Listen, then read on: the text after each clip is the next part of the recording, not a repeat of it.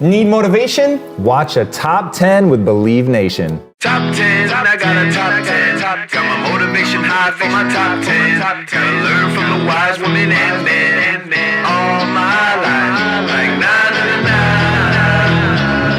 For my top 10, top 10, na na na na. This one's for my top 10. Hey, it's Evan Carmichael, and I make these videos because you are probably the most ambitious person in your circle, but you know you're capable of more, and you get that push by surrounding yourself with the best. So today, let's learn from one of the best, Tom Bilyeu, and my take on his top 50 rules for success. Enjoy. I love inspiration and motivation, but it is the neurological equivalent of candy. It's rad, it has its place, but everyone, because those just happen to be fleeting neurological states. Yeah. You just have to find something that's way more grounded. You need a mission. You need a grand why. You need to know what it is. And this is not a discovery. It's a thing you decide. I decided. Now, because I tell it as a story, people think, oh, it was unavoidable. He meets this kid, Rashawn, and that coupled with all the people that he worked with at Quest, it's sort of inevitable that he decides that he's going to build impact theory and try to change culture to give everyone an empowering mindset. Yeah, well, literally a year before I decided to found impact theory, my mission in life was to end metabolic disease. So it's like you decide and then you point yourself at something. Nothing is ever going to feel right. Like, this is what I was put on earth to do. It won't feel that way until about a year or 2 years after you've been saying that's what you're going to do, that that's what you're committed to, and actually acting in accordance with that. And then you'll be like, yeah, this actually is my mission. Be transparent. It's a new world order. Man, when I was coming up, you didn't be transparent. You put a marketing message out. You spun that shit. Like, you tried to be as close to the truth as you could, but you didn't worry about transparency. But these days, consumers expect transparency. They want to know who you are. They want to know what you're doing. They want to know what it means to support you, because it's not enough that your product is good. They want to know that your company stands for something. But it's also incredibly meaningful to your employees. You want to keep top quality talent around for a long time. You want to make sure that they know what's going on in the company. This is another part of the rebuilding process of somebody that wants to completely transform who they are. You have to change your identity. So who am I? I'm the smart guy, and that's how I thought of myself. Like, I thought of myself as being smart, and then the life slapped me around, and I realized, oh wow, I'm really actually not that smart. I just grew up in a small town, and so in my small town, I was smart enough. I was still never the smartest, but then I moved to LA, and all of a sudden, people smarter than me were just like growing on trees. So I was like, wow, I really don't feel smart anymore. So that was like a hard adjustment, and so then putting myself into these smaller and smaller rooms was the solution, but I realized that I had been sort of taken as a default value intelligence. Maybe it was the family I grew up in or the movies I watched, I don't know. But I just had this default that being smart was the thing everyone should chase. And then I realized, oh, I can actually change that. Not everybody values themselves for that. And so I could swap that out with something else. And I want people to understand that those things that are just deeply within you that seem as if they are innate human qualities, challenge them all. Some things you won't be able to change, but some things are far more malleable than you thought. And a lot of what you value comes down to what you repeat. And so just repeating myself, I'm the learner, I'm the learner, I'm the learner. It began to be my identity, and then rewarding myself emotionally when I did that, repeating it, rewarding, repeating, rewarding. Then it's like through that repetition cycle, it actually starts to be meaningful that you're the learner. And by the way, I was telling everybody, I'm the learner. I see myself as the learner. I'm the learner. I'm the learner. And because I was telling people, then I really felt the sense of congruence with wanting to act like the learner.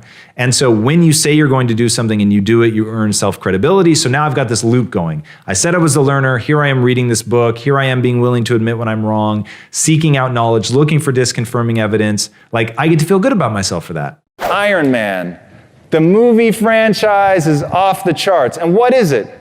At the same time that you have people occupying Wall Street, you have them celebrating one of the richest people on the planet. Why? Because he dresses up like a superhero and he tries to save the world. People don't mind money. People don't mind that you want to create a beautiful lifestyle for you and your family. They don't mind people getting rich, but they care a lot about how you do it. They care a lot about what you do with it once you have it. Nobody likes Scrooge McDuck. Don't ever leak a photo of you swimming in your money. I promise it will not go well. But if you have a vision for how your company could make the world a better place and you use social media to allow people to touch and be evangelized by your brand, if you're thinking, how can I make a product or a service that actually makes the lives better of the people that work at the company and the people who buy the product? If that's the question that you're asking, man, they will rally around you. And we live in this amazing time, and you've got to take advantage of that. And it really freaks me out when people think that we're like either the social movement is cresting or it's behind us. It's only gaining steam. The TV's going away. The mobile phone is becoming the television. Like, these changes are a one-way ticket to difference. Now, I don't know exactly what it's going to look like. I just know it's not going to stop. And it sure as hell isn't going to go in reverse. All right, what is up, everybody? I want to talk to you about my good friend Evan Carmichael's book right here, Built to Serve. I'm actually going to read you a section. There are some amazing parts of this book, and this is one of my favorite. It's under the title, Comfort is the Enemy of Greatness. And it goes, when you're comfortable, you don't get strong. When you have plenty of fresh air and no adversity, you crumble as soon as something gets hard. It's rarely the kids of rich parents who go on to do great things, even though they have all the advantages that money, connections, and education can buy. Why is that? Because they're too comfortable. People who are comfortable don't create great things. There it is. Evan Carmichael bringing the heat in his book, Built to Serve. Get a copy. Only in the process of gaining mastery will you find passion. So to me, passion comes out of, it's kind of like love. I don't believe that love, it needs a different word. Unrequited love is a very different neurological state than reciprocal love. So if you have unrequited love, to me, that's something you really, like, I love singing, but I'm shit at it. So I have unrequited love. I love singing, but singing does not love me back. Now, I could go down the process of gaining mastery, and then I may find that I have a real passion for it, because part of it's going to become, oh, I'm gaining this skill, and this skill of singing allows me to have an emotional impact not only on myself, but on other people. I can make them feel good. I can change their mood. I can tell a story, whatever it is that you want to do with the music. But when you're able to do that, and you're truly good at it, and it has the outcome that you desire, then it can become a passion. But to get a passion, you've got to fight through just ridiculous amounts of boredom, fatigue, everything to truly become good enough at it that it's a skill that has utility. People have got to reject this notion that they have to be protected from the outside and putting all their time and energy into that. Be the change you want to see in the world. If you want to see people strong enough to withhold a better weight, then don't worry about trying to fix systems. Just get tough. Watch how people respond to you. Watch how your kids look up to you. Watch how your family members look up to you. Watch how people turn to you and want help.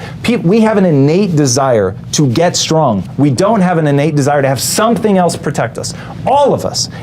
Two buttons, man. One of them is, you're such a badass, nothing can ever hurt you. You get it. You know how to figure it out. You fight your way out of anything. Or a magic fairy will follow behind you and just waft things away. The terrifying thing is, this button, the magic fairy, is going to get pressed a of a lot more than this button. But this button, no one dies of suicide with this button. This button must race towards suicide and depression. And if you want to know why we're having a pandemic of that, and I don't want to cheapen it because it's largely microbiome and there's all kinds of health things that are going on, I'm not taking that away. But on the mental side of what's driving a lot of people not believing in that is we're just culturally reinforcing that, like, we're stuck, we're trapped, there's nothing we can do, that people don't understand, the fulfillment has to be earned. You can't tell someone to just love themselves. You have to tell them how they earn self-respect. You have to tell them that doing hard shit that you don't want to do and doing it anyway, that's exactly how you gain self-worth. You can't just tell someone to feel worthy. And man, I want to more than the next person. Like, I spend an inordinate amount of my time every week talking to a camera, trying to help people, to touch their lives for real. Like, my wife and I made so much money, we could have actually bought an island and retired and never worked again. But that's not what I want. Like, I want that fulfillment. I want to do hard shit. I want to touch people's lives. I want to lift them up. I actually want to transform and change them. The single most important part in learning to be honest with yourself is to accept that you must have self-esteem. And the problem is, most people build their self-esteem around something stupid. So most people build their self-esteem around being right, being good, being smart, being worthy, and they see all of those as permanent traits. And so anything that challenges them being smart, which is my big one.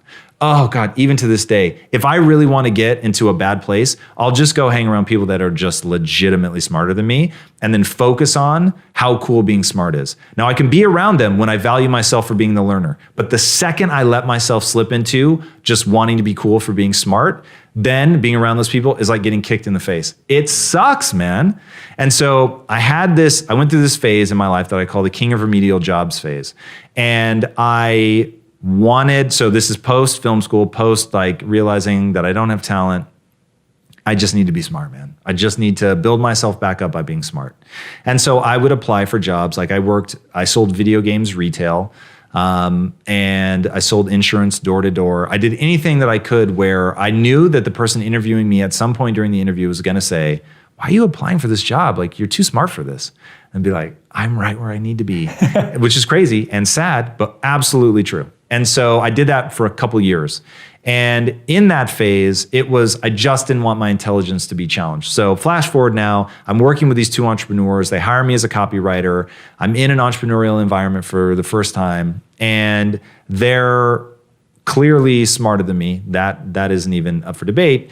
And I'm arguing with them for this idea because I needed to win. I couldn't take another time where it's like, they're smarter than me. So I was like, all right, I'm going to win on this idea. And somewhere in the argument, I realized I was wrong. And there was a voice in my head screaming, you're wrong, dude. You are wrong. You know you're wrong. Shut up. Like, stop pushing for this. What are you doing? And I kept going, and I finally like whittled them down, and they finally just gave up. And so they said, yep, we'll do it your way. Fine, whatever. And right then and there, it's the one time in my life that was truly a lightning rod moment where my life can be divided before and after. And that moment was realizing that I was telling everybody that I wanted to get rich, but the way I was acting was like I just wanted to feel smart. And I thought, hey, no judgment. I'm totally cool. Whichever it is, like, we can craft a life where that will be wonderful. So if what you really want is to just be smart and to feel smart all the time, you have to quit. You've got to get out of this environment because they make you feel stupid all the time. And that's not a great place to be. Feeling badly about yourself all the time for any reason, even if it's self-inflicted, it's not a bad scenario, or it's not a good scenario. You've got to get out of it. So I was like, okay, so that's option one, get out of this scenario, go back to being the king of remedial jobs. Or if you actually want to get rich, start acting in accordance with it. Start making decisions based on that. And so I was like, okay, well, I'm going to have to give up my self-esteem. I'm going to have to like stop worrying about feeling good about myself. And I was like, ooh, that is clearly a losing proposition. There's no way to come in and feel horrible every day and think that I will have the energy to see this through.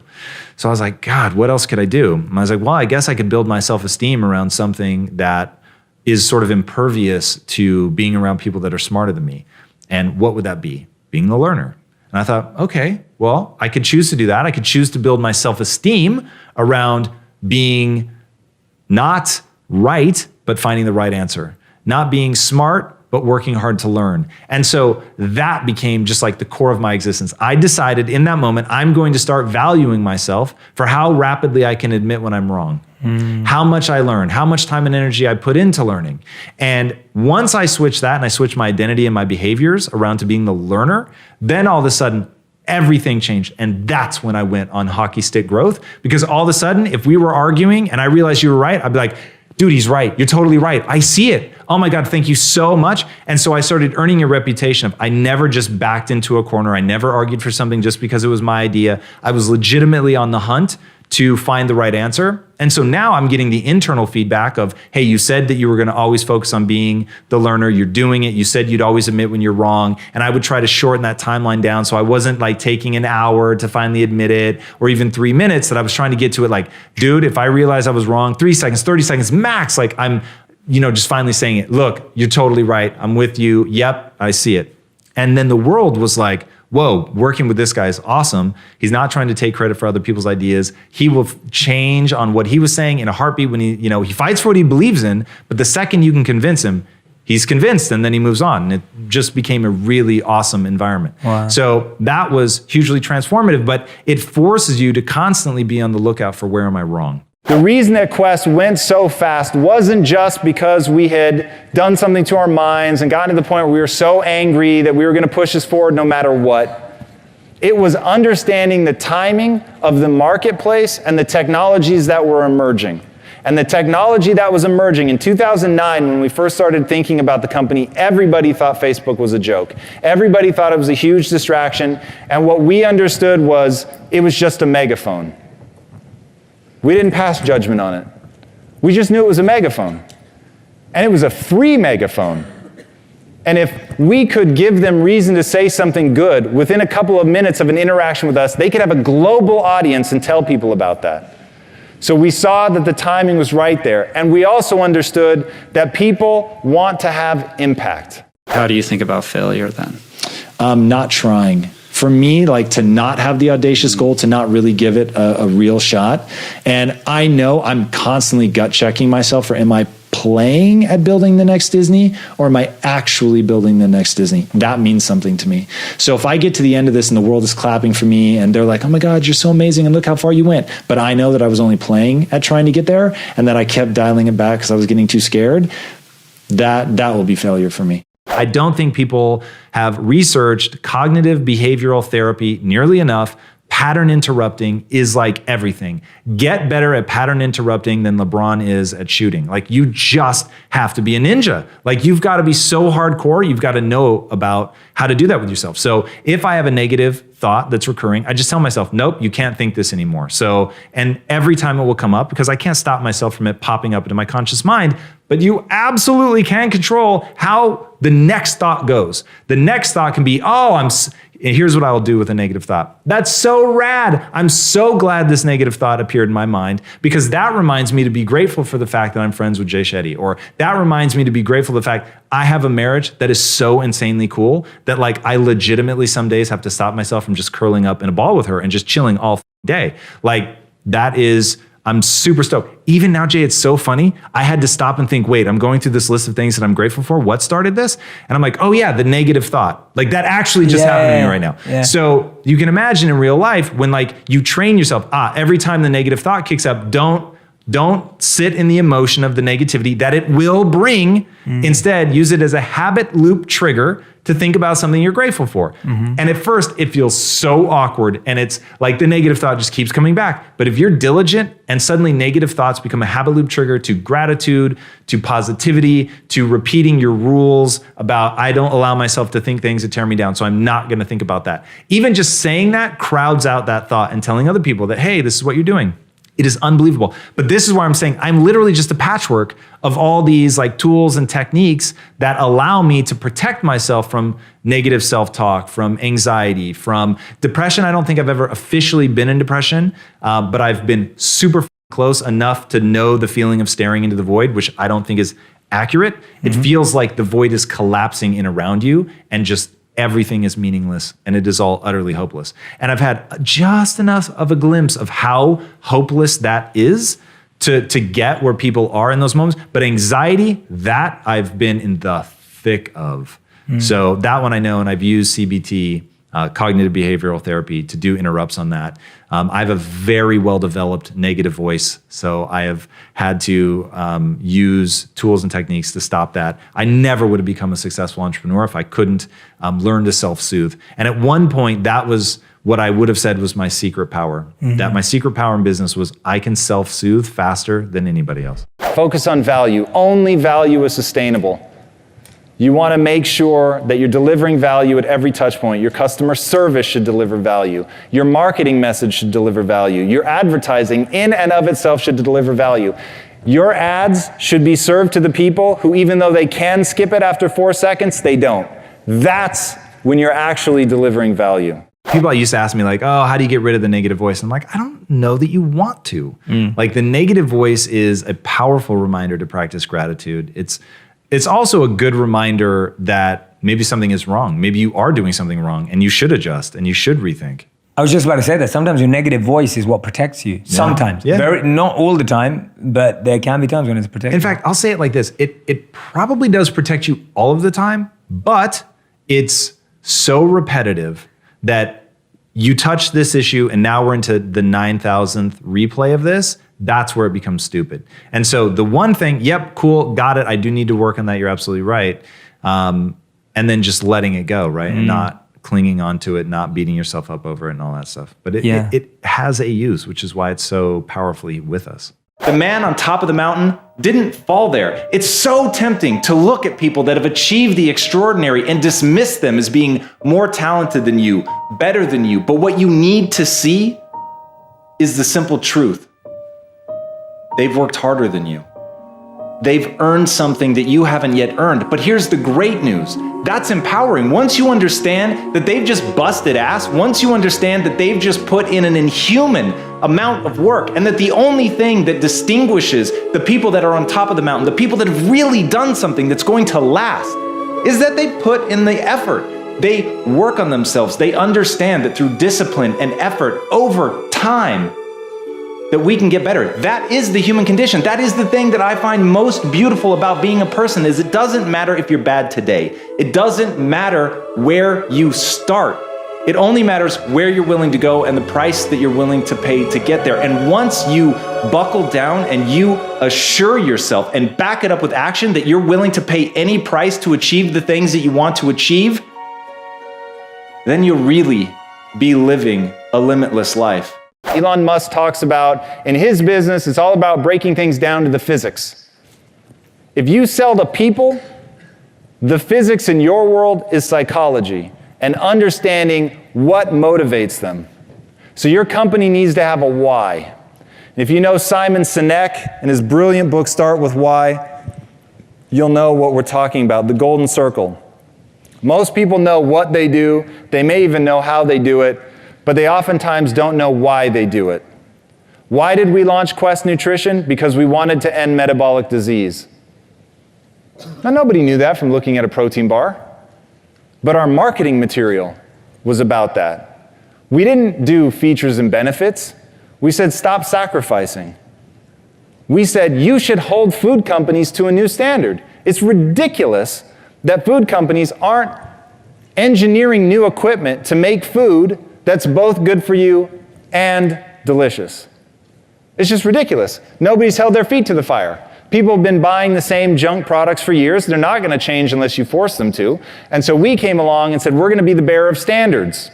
We know why we're doing what we're doing. So I can't release a product that has sugar in it. Why? Because that's not going to end metabolic disease, and that is my driver. I show up to work every day not thinking about making it rain and counting my money. I'm not swimming in it like Scrooge McDuck. I'm coming every day thinking about two people, my mom and my sister.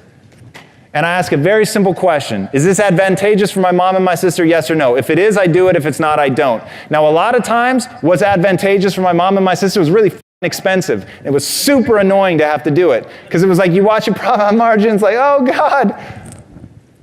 But it becomes an easy filter, and every business has to have a filter. Every business needs to know what they say yes to and what they say no to. And if you don't have that blinding guiding light, when you scale, you will fall apart. And the reason you will fall apart, your customers won't know who you are. They won't know how to communicate your message to somebody else. Your employees won't know who you are. They won't know what to communicate to each other, let alone the outside world.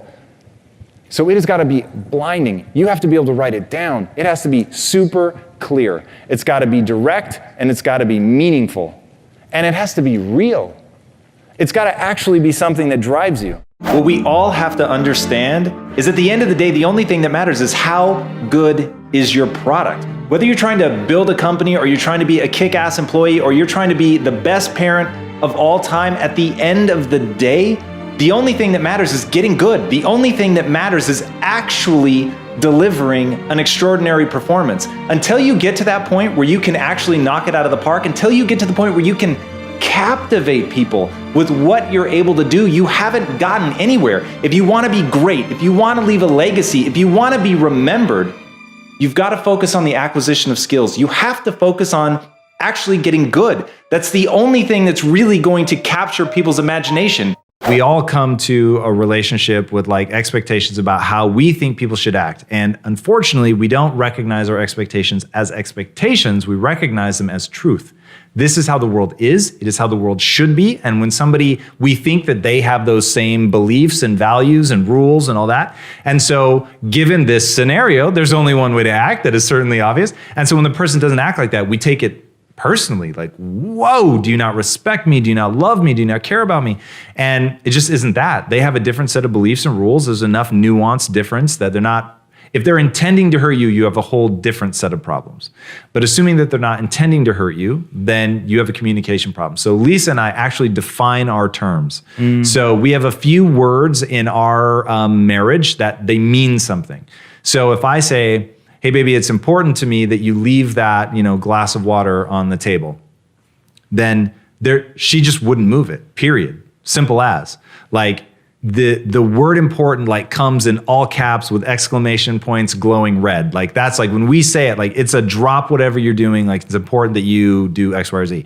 Now, the big thing is when you define a word like that, you can't ever abuse it. So like, I would never say it's important to me that you leave it. It's got to be just extraordinary. Like, how many times do I tell her something's important in a year? I don't know, 6, 7 times in a year. Wow. So it's like, it's really got to be limited. And then another one is promise. If I say, I promise I'm going to do that, dude, I'm going to do that. Like, there's no two ways about it. So you never throw around promise, ever, under any circumstance. And so, dude, it's like, you really, really have to be hardcore. And so, and the other way that we use promise is if she says, how does this dress look on me? I'm like, yeah, it looks great. And she's like, you promise? Then it's like, all right, it makes you look fat. What can I say? You know what I mean? It's like, but then you cut to like the chase on something. Now, the thing is, you can't say that all the time. You can't be like, how's this dress make me look? Fine, promise. What do you think of this dinner? You like it? Yeah, I love it. Promise. Like, if you're doing that, it loses everything. Totally. But if you're saving it for like, in fact, God, I almost don't remember the last time I asked Lisa to promise something like that. But you know that you haven't. We certainly use it more in the early days of our marriage. But even then, like, how many times a year? 3 or 4? I mean, it's like, but it really forces you to respect these things that you make sacred in your relationship. For the person who's stuck, for the guy or gal who's in the cubicle, who hates their job, is in a dysfunctional relationship, is in debt, whatever the case may be, desperately wants a way out, a way forward, a lifeline. Where does that process begin for you? Like, what is the advice that you give that person? So it begins with believing or acknowledging that humans are the ultimate adaptation machine. So the thing that has made us the apex predator is not that we're stronger. It's not even that we're smarter. In fact, the quote often attributed to Darwin is that, it's the survival of the fittest. He actually didn't say that. What he did say was, it's not the strongest of the species that survive, nor the most intelligent, but rather the most adaptive to change. Now, the reason that humans are the apex of all apexes is because we are the most adaptive species to change. So if you know that, then it becomes infinitely less important who you are today. And what matters is, who do you want to become?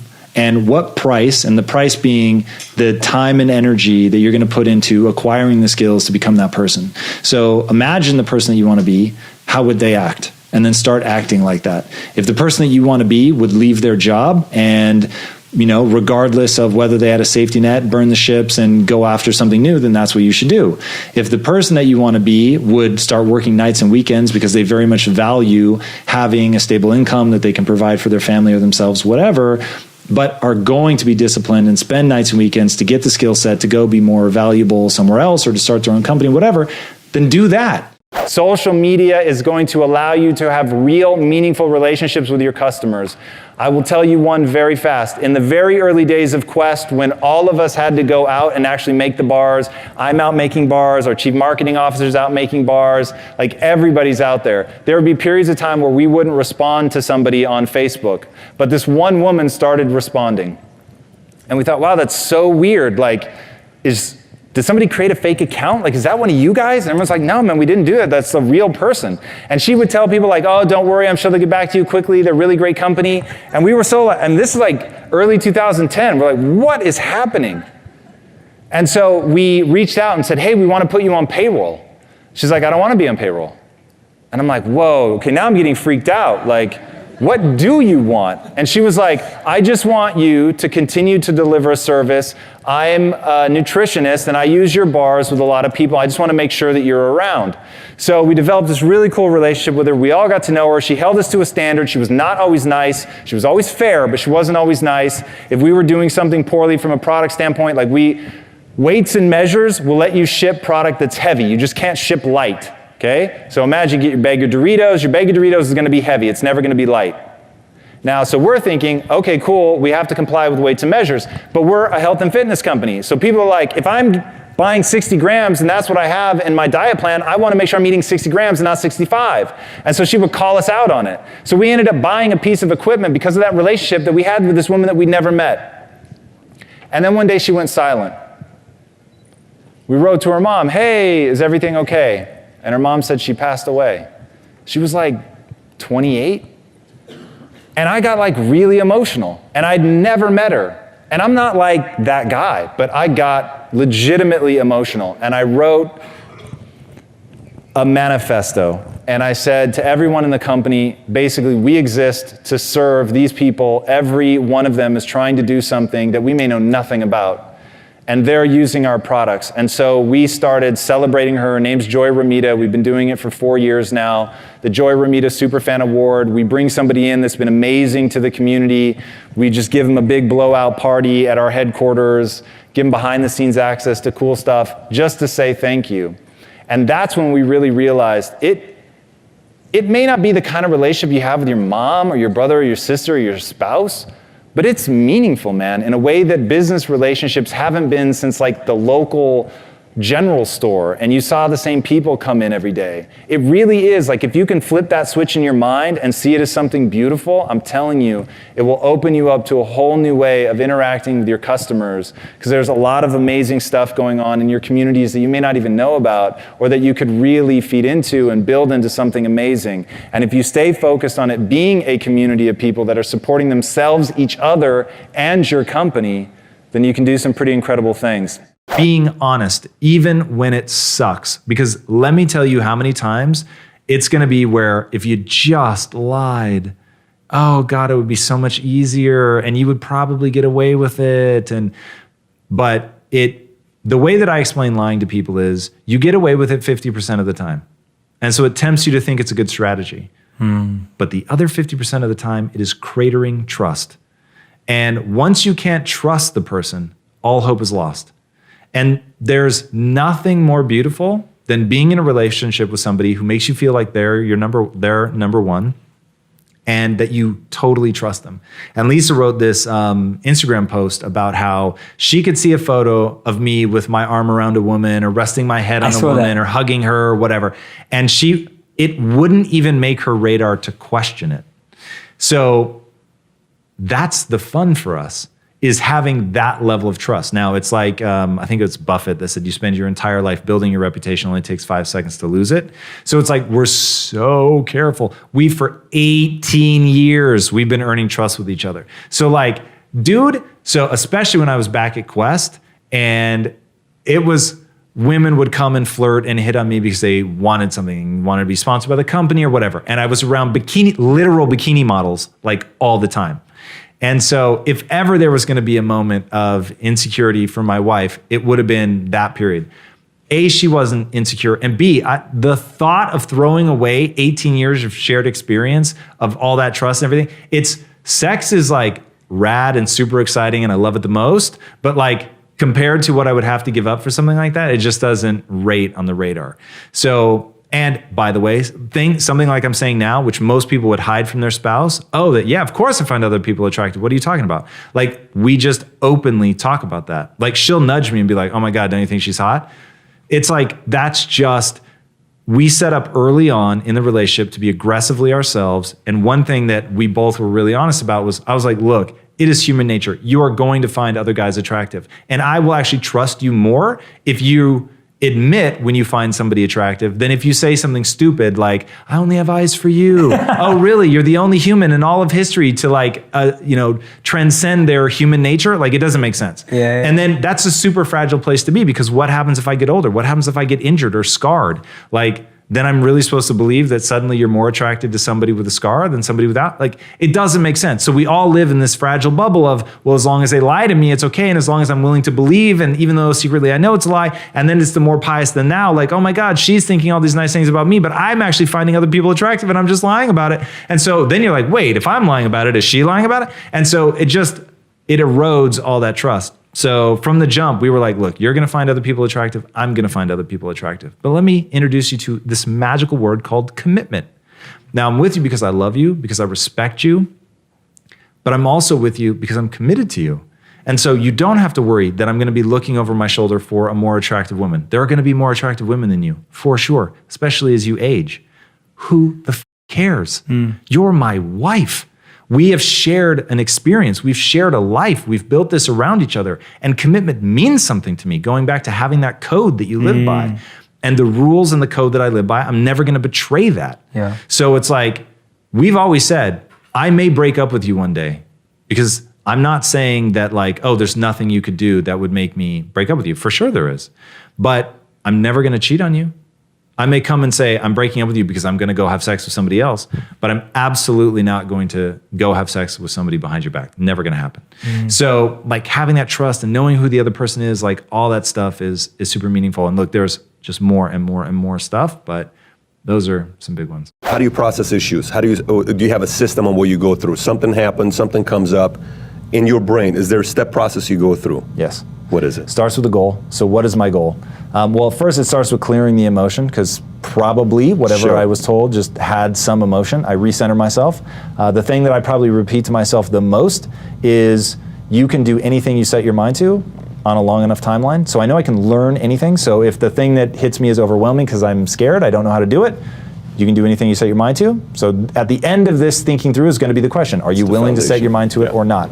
And then I identify, okay, what's my goal? Does this move me towards my goal, yes or no? I think through the process of, has somebody done it? Is there already a well-laid path from where I'm at to actually completing this? Which is how I decided that we were going to take on Disney, because looking at the only studio ever in the history of time to be disciplined enough to only tell one kind of story from 1,000 different angles, so much so that they gave birth to Americana, is Disney. No other studio. Everyone else is all over the map. If I say I'm going to go see a Sony movie or a Paramount movie, you don't know anything about it. But if I say I'm going to go see a Disney movie, you already know something.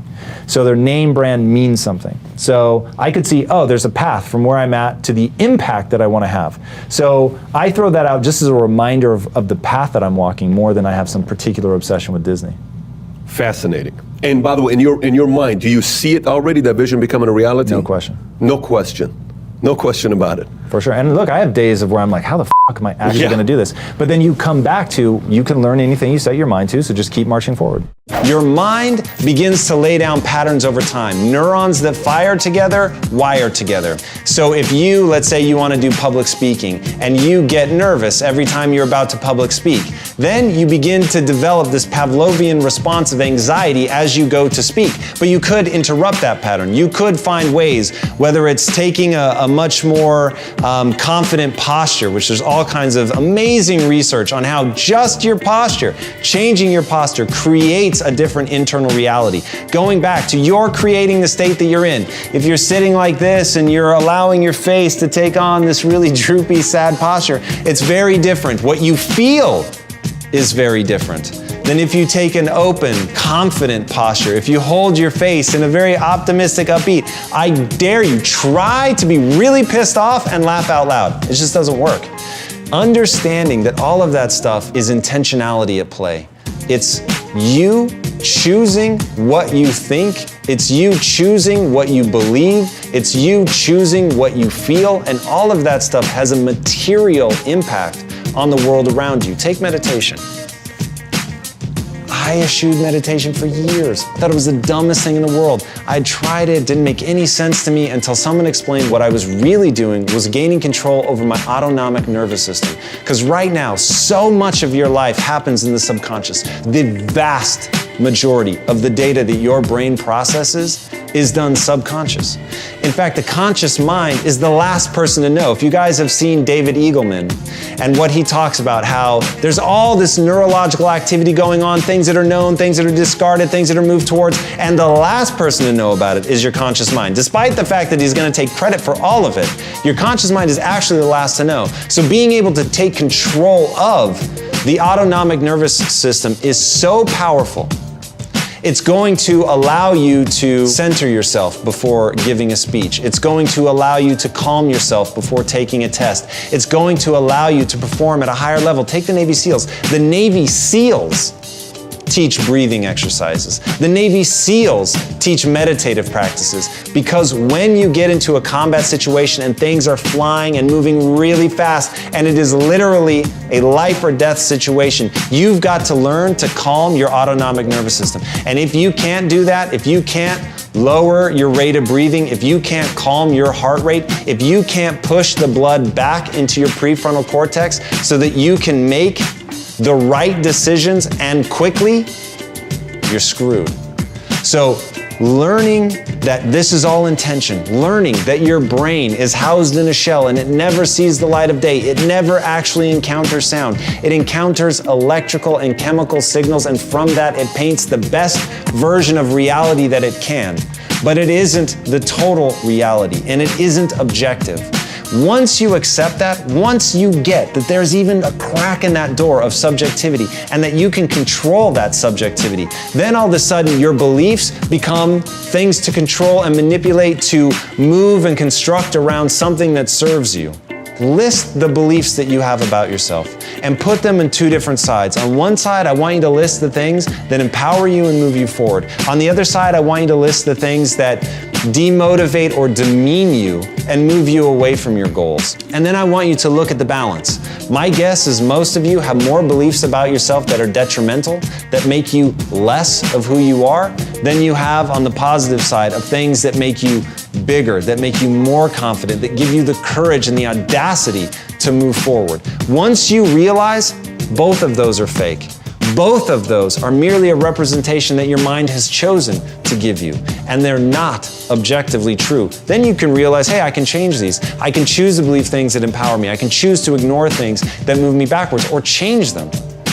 But it's all a construct. Get control of your mind. It's so powerful. In fact, the most powerful form of mind control is control over one's own mind. You are, first of all, never going to be right all the time. Yet, you have to move forward as if you are right. You have to come to a conclusion about what is the most sure path to your goal and be marching down that path. This is advanced class, but you also have to be able to go, am I right?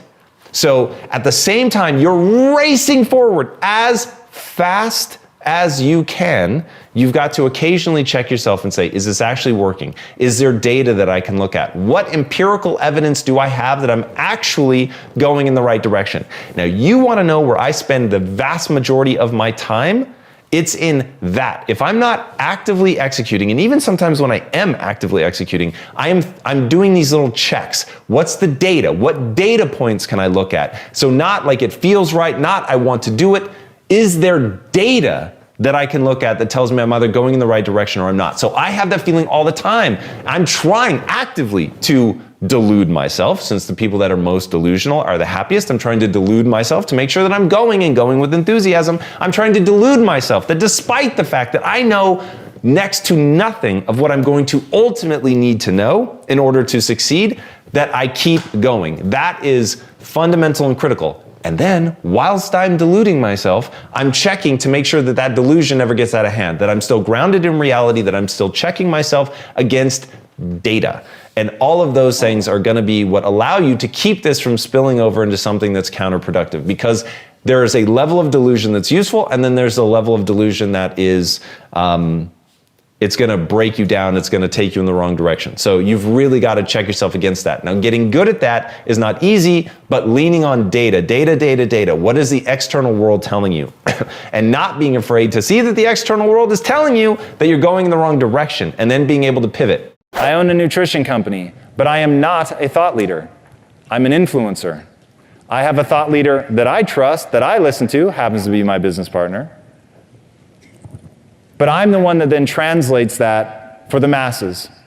So when you're trying to build a community, the person you're looking for, at the top, you want to make sure the thought leaders believe in your product. So you're going to send it to them. You're going to explain it to them. You're going to make sure that your product is real, because they will smell BS a mile away. Now, if they're into it, and then you go after the influencers who will then ask the thought leaders what they think. Thought leaders will give it the green light. The influencers then will begin telling the masses. Influencers in my world are people with six-pack abs. They're the guy at the gym. They're the girl at the beach in the bikini. People that other people walk up to and say, whoa, what did you do to get in such great shape? And we wanted to make sure their answer was, I ate a Quest bar. And that was how we grew the business. And we wrote individualized letters to a bunch of influencers and a bunch of thought leaders saying, hey, we know who you are, which, by the way, we were very sincere. It was all real. We know who you are. We think this product brings value to you and the people that follow you, and we just want you to talk about it. If you hate it, tell people you hate it, and if you love it, tell them you love it. All right, you want to find your 1,000 screaming fans. The 1,000 screaming fans are those influencers that are going to get attention for you. Identifying them, most people think of these people as getting to your 1,000 screaming fans for you. But what they should be thinking about is this. Now, I'm sure most of you knew the people in the previous slide, and I'm sure most of you don't know any of the people in this slide. But this woman here, anybody know who Jenna Marbles is? Show of hands. I hear a couple of yeses. There we go. All right, Jenna Marbles has a daily reach of 20 million people. That's bigger than the biggest show on TV. That's crazy. This is the world of social. It seems hidden to most people over 35, but it is in plain sight.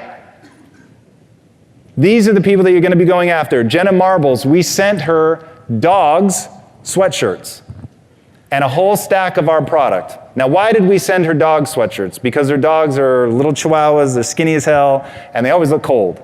So we had some custom-made sweatshirts sent to her. She loved them so much, she started promoting the bars and showing people what we had sent her and thanking us.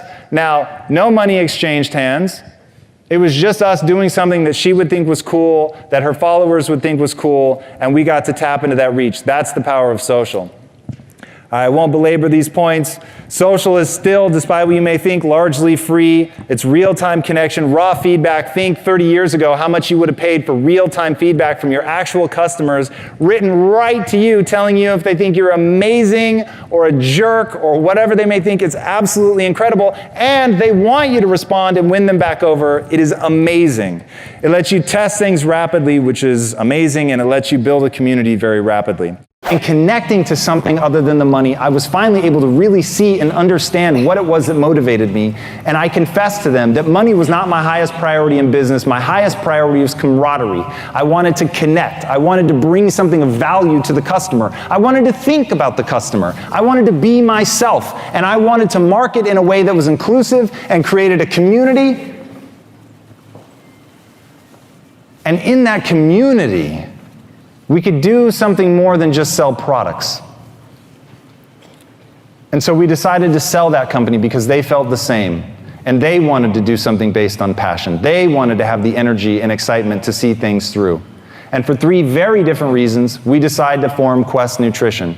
Now, as I mentioned, I grew up in a morbidly obese family. So for me, I was never going to chase money again. And I told them that. I was only going to focus on value creation. And it had to be something that I had a deep and personal connection to. So for me, I started thinking every day about saving my mom and my sister. My mom and my sister are both morbidly obese and have been essentially my entire life. And I knew that I was going to lose them too soon if I couldn't solve the problem of how they ended up there. I wanted to give them food that they could choose based on taste, and it happened to be good for them. The only thing that would get me out of bed, 15 years before I'm capable of building a $1 billion company, the only thing that got me out of bed was shame. So you have to understand that people had not misidentified me. This is not a story of someone who was born extraordinary. People just couldn't see it, that I was secretly this amazing person who was just waiting for their opportunity to shine. This was somebody who was lazy as had no idea what they were going to do with their life. I had no idea how I was going to pull it off. I was absolutely terrified. Every time I looked in the mirror, I saw me staring back, and I knew how lazy I was. I knew how afraid I was. I knew how insecure I was. I knew that at my core, I wanted people to like me, and I was terrified that they had every reason in the world not to like me. But instead of becoming someone who was worthy of self-respect, who was worthy of their respect, all I was trying to do was campaign. I was trying to posture. I was trying to create the illusion that I was something because that seemed like I could do it fast instead of just buckling down and doing the hard-ass work of becoming somebody new. Because I had one failed misunderstanding. I believed that my talent and intelligence were fixed traits. I was born a certain way, and life was about making the most of what I'd been born with. What I did not yet understand is the reason humans are the ultimate apex predator, the reason that we have taken over the globe in a way that no other species has, is because we are the ultimate adaptation machine. Darwin is often misquoted as saying it's the strongest of the species that survive. He did not say that. What he said was it's neither the strongest of the species that survive nor the most intelligent, but rather the most adaptive to change. Getting good at being strategic. And this is why I'm always reading business books, I'm always reading about the mind, and I'm always trying to learn about what industry I'm going into. So right now, boys and girls, I am enmeshed in the world of comics. And I'm trying to ask and answer some very fundamental questions about why the industry is so broken. So first of all, you have to understand it well enough to see that it is broken. Then second, you've got to understand it well enough that you can actually figure out what are the real answers to this. So diving in, reading what you can, finding out who are the influencers in that space, who are the real thought leaders, who's got insight into this that's going to be incredibly usable. Once you have that, then you begin compiling your own worldview of that thing. But you've got to practice that. You've got to get, and I really stopped midstream there. There's a whole universe of shit that goes around how you get good at being strategic and breaking things down. You need something else that's going to get you off the hook, and it has to be that core belief system in your life. A belief system that you put in place when you were emotionally sober, and you said to yourself, I'm making a pledge. I do and believe that which moves me towards my goals, period. Not when it's convenient, always. And that becomes the guiding light in my life. If the guiding light in your life is that you only do and believe that which moves you towards your goals, when you get into that loop of beating yourself up and thinking that you're worthless or that you're never going to make it, remember that. That belief does not serve you. And you don't do things that don't serve you. And not to rat anybody out, but do you know how many people just today have broke down in tears in front of me? And the punchline is always the same. They don't think they're going to make it. They become convinced they're more lost than other people. They're less capable than other people. That while other people are going to have these beautiful lives, not them. Here's the irony. Everyone feels that way. Everyone goes through moments of doubt and despair. So you need something to protect your mindset against that loop because it will chip away at you. And the belief is very simple. You don't do things that don't serve you. The first thing you need to do, whenever somebody wants something, they know what they want. They've got a clear goal, they're prepared to do the work, but they just find there's pretty radical inconsistencies as they're trying to move along that path to really get something going. Number one is that you need to really get amped up about why that goal matters to you. Because once you know why the goal matters, that's going to be that thing that gives you meaning and purpose, that turns into a passion, that allows you to show up and keep doing it when you're bored. Because boredom kills more dreams than failure. I just promise you. You just get to the point where it's such a grind and you've got to do it day after day, month after month, year after year. It's just like it really drags on. It's like that old Outkast song, forever, forever, ever. forever, ever. It's like, it's easy to do something once, maybe you can do it for a week, but when you have to just keep at the grind, then you really have to have a strong why. So figuring out why is it that you care enough about this? Because by the way, if you don't care enough about it to do all this, go find something that you do care enough about to go after. Because you can do anything you want in life, just not everything. Now, if you're as angered by that notion as I am, you realize whatever it is you're going to give yourself over to and do all the way, it needs to be something that you are really on fire about. Now, getting on fire about something, you're not born with that. You cultivate that fire. So you're going to pick something, starts as an interest. You're going to pick it, engage with it, fan the flames of that fire by talking about it to yourself, to your friends, to your family, to anybody who will listen about why it matters to you. And then you go hard on that. So like for me, I'm trying to build the next Disney. But why? Why am I trying to build the next Disney?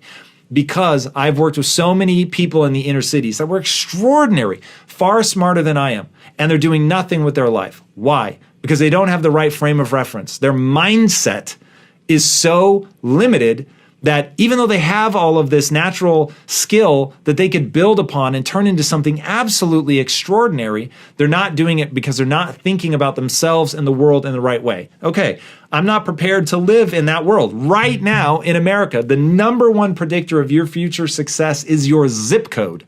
Okay, I want to introduce you to a word, maybe you know it, maybe you don't, called an animus. Something that pisses you off enough that it animates you to take action. Now you want to find something, a spark of something, and really turn that into this raging inferno of I am not prepared to live in a world where that's true. And now I'm going to show up every day and I'm going to fight. Make sure you focus it, get it specific to a person. Don't let it be abstract. Who's someone you know and love that's struggling with that thing that you want to put an end to? Do you have a mom that's struggling with depression, a brother that has massive anxiety, whatever the case may be? There's something out there that animates you, that you want to fix, and you attach that to a person that you love and care for. Why? So that on a Friday at 2 a.m. when you're exhausted and you're bored and you know you need to show up and have the discipline to see this through, you don't want to be thinking in the abstract.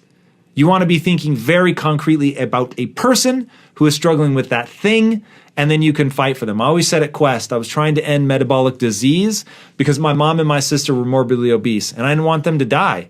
So at Friday on at 2 a.m., I wasn't showing up thinking about protein bars. I showed up thinking about them.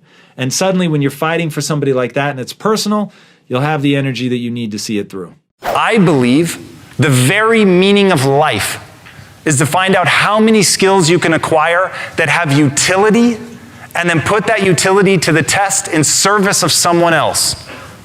It's what the ancient Greeks called techne. I've worked my ass off for this set of skills. They are unique to me, and they help other people. And in being able to help other people with something that I worked very hard for, I feel good about myself. And I will make you guys one promise right here today. The game you're playing, please listen to this, so that you don't end up wasting years of your life like I did mine. The game that you're playing is not success. The game that you're playing is not money. The game that you're playing is brain chemistry. It's about fulfillment. The only thing ultimately that's ever going to matter in your life is how you feel about yourself when you're by yourself. My father-in-law once gave me this advice. He was the first person I met that had really been successful, and he said, what you want to do is know more about any situation than anyone else in the world. And I actually remember what I said to him. I said, yeah, my boss doesn't really think like that. I have since apologized to my father-in-law for giving me such an amazing piece of information and me doing nothing with it for like 6 years. But once I understood that the only path to excellence is to truly become an expert. The only path to excellence is to actually get good at something. These days, in a hyper-connected world where within minutes of an interaction with you, your product, whatever, someone can have a global audience and tell people what they think, that product better be awesome. But the great news is, the world's been democratized now. You no longer have to have a $150 million ad budget in order to cut through the clutter. In our first 8 months, we were profitable at month 6. In our first 8 months, we didn't invest more than $10,000 because we had a product that actually delivered value. Our marketing message delivered value. And if you focus on that, if you focus on making something that's better than what other people are doing, now you really can cut through the noise very, very quickly. And you gotta grind, baby, grind. That was me for almost 2 years. People see where the company's gotten, they see me up giving speeches, but what they don't see is that in the middle of the night, my hands used to wake me up cramping closed.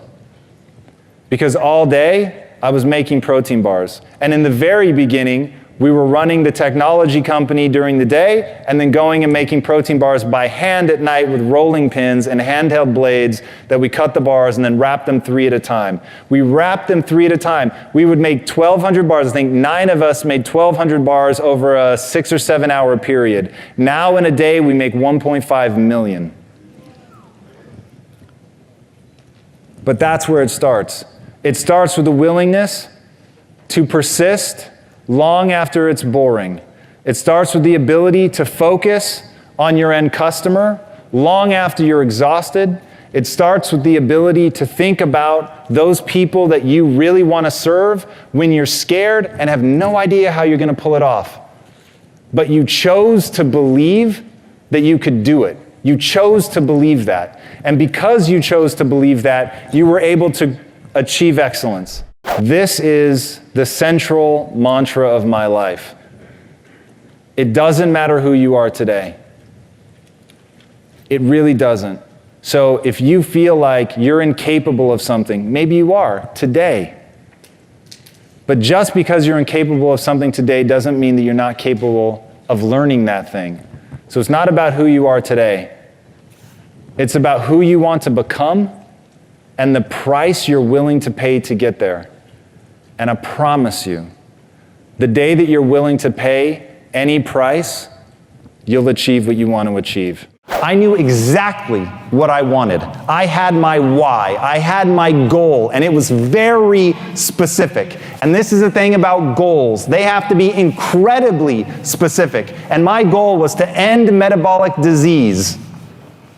Not sell a lot of protein bars, that was not the goal. I wanted to end metabolic disease, and that informed every choice that we made as entrepreneurs every time that we had to answer a hard question, one that might impact profitability, or how late we were gonna have to work, or what we were gonna have to do, and it almost always was difficult, including, by the way, we had to become our own manufacturers, which we did not want to do.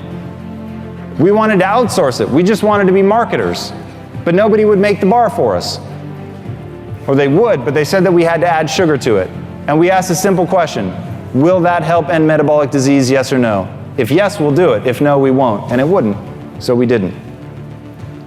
It starts with that specific goal. And then because I had my why, my hands cramping closed in the face of doing something to save my mom and my sister, it was not a hard choice. In fact, I wouldn't have been able to look myself in the eye and say I was not able to help them because it was hurting my hands. Right? It sounds ridiculous when you say it like that, but most people don't have a personal tie to what they're doing. Mother Teresa has an amazing quote: "No one will act for the many, but people will act for the one." And so as you guys go into your jobs and you think about what you're trying to do, find a way to stop making it a job. Find a way to make it a calling, a vocation, something that really meets that why, your desire to connect or do something great for people. What it's really going to take for you to get to that next level is to understand that the person that you are has gotten you as far as it's ever going to get you. So you've got to become a new person. You literally have to adapt. Now the great news is, like we talked in my first talk, that is what humans are wired to do. Humans are the ultimate adaptation machine. The reason that we are the only species that you can find in every corner of the globe. At one point, James Cameron was literally at the bottom of the Marianas Trench. We have sent human beings to the moon. We are going to send human beings to Mars. And the reason we're going to be able to do that is we can adapt to our surroundings. There was a woman who swam the Bering Strait Really think about this. The Bering Strait is the space between Russia and Alaska. So you can imagine it's not quite a swim in the Bahamas. To make the swim, she had to change her fat from what's known as white adipose tissue to brown fat. Brown fat is more thermogenic, so it actually kicks off heat. To do that, for over a year, she had to expose herself routinely to cold temperatures, sleeping in the winters in Alaska with the window open.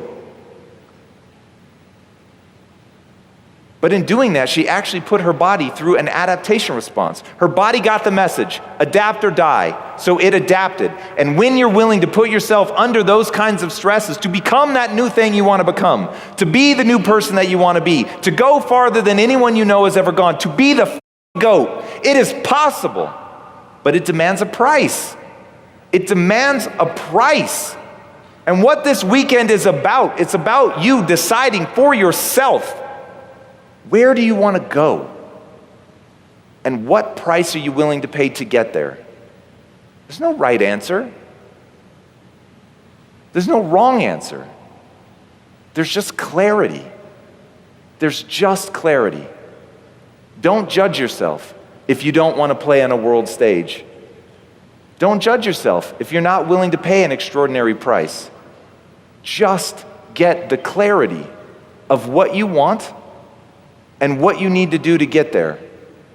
When you do that, then you're going to be able to construct a narrative about who you are.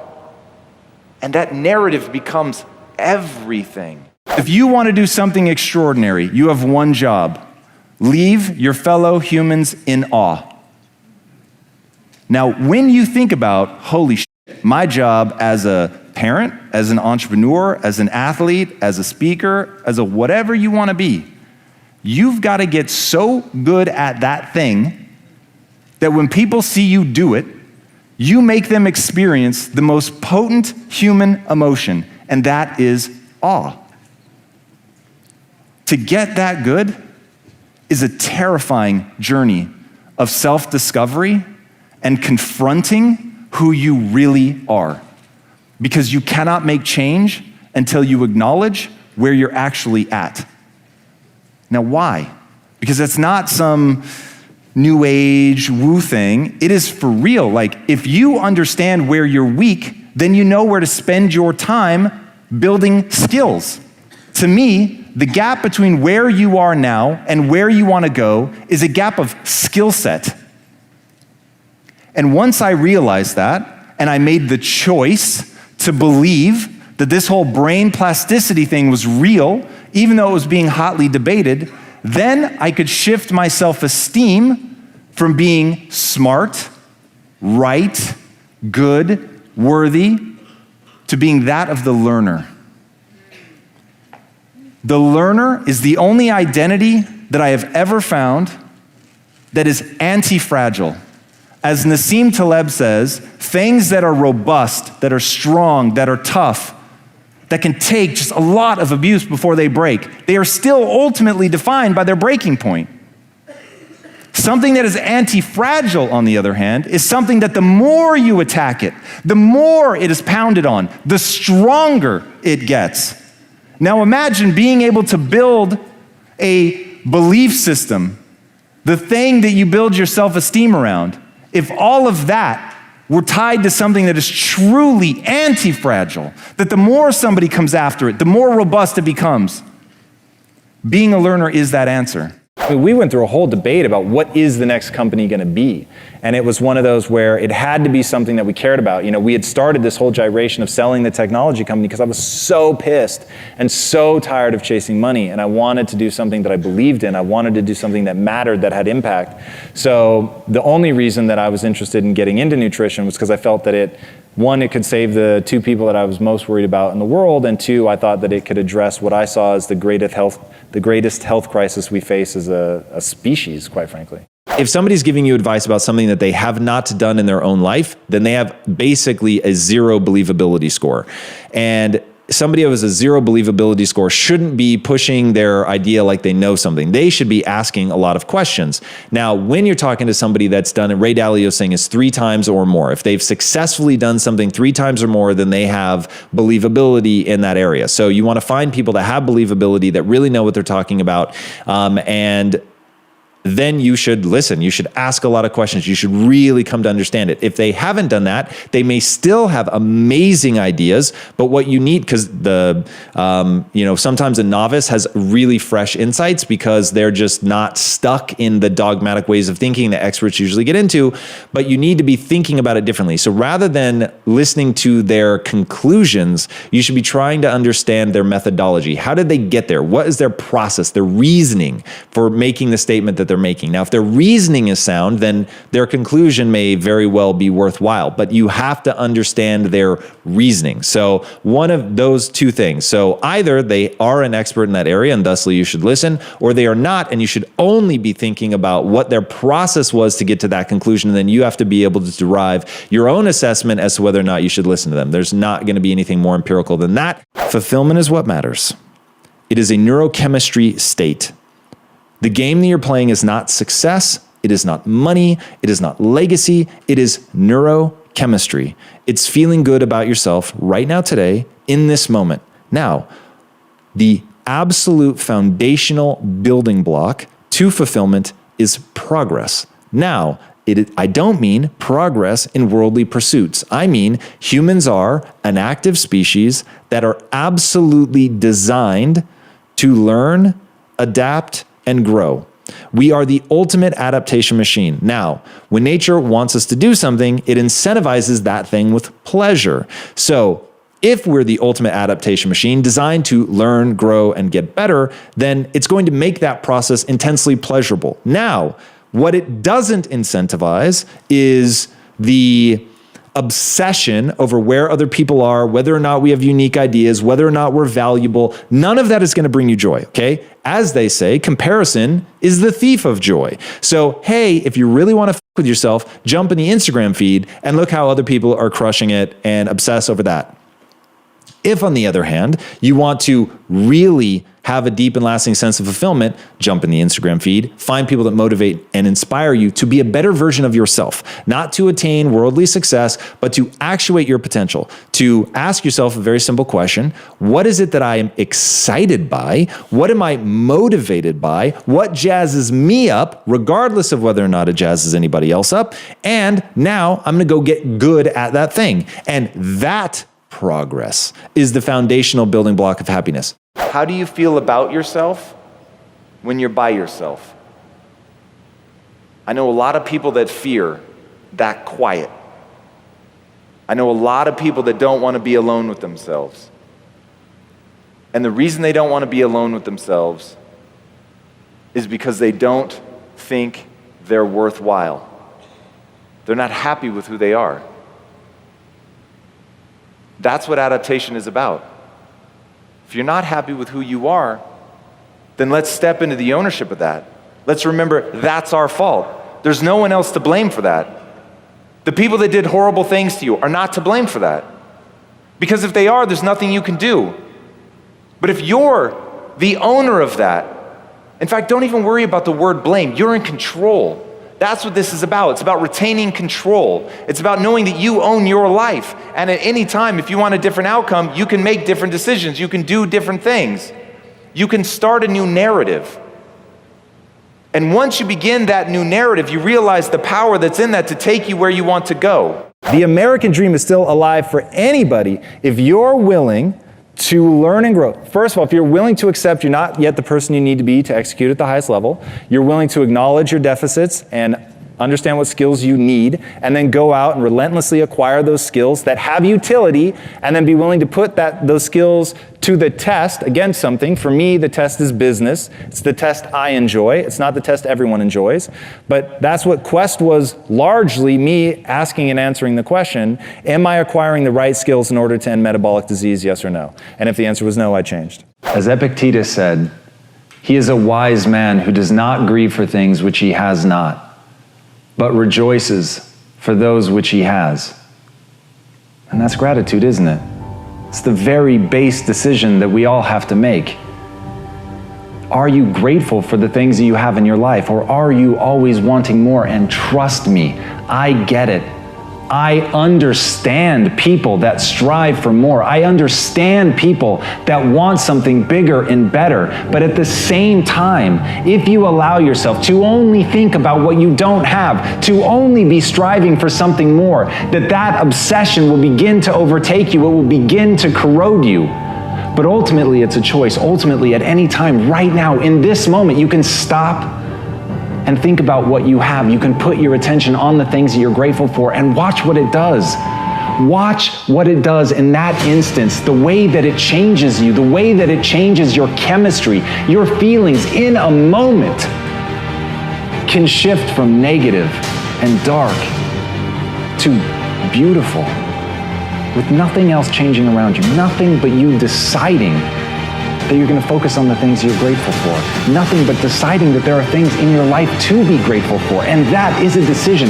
No matter what is happening in your life at any moment, right now, in the depths of a depression, in something going on terribly in your life, you can choose right now to think about the things you're grateful for.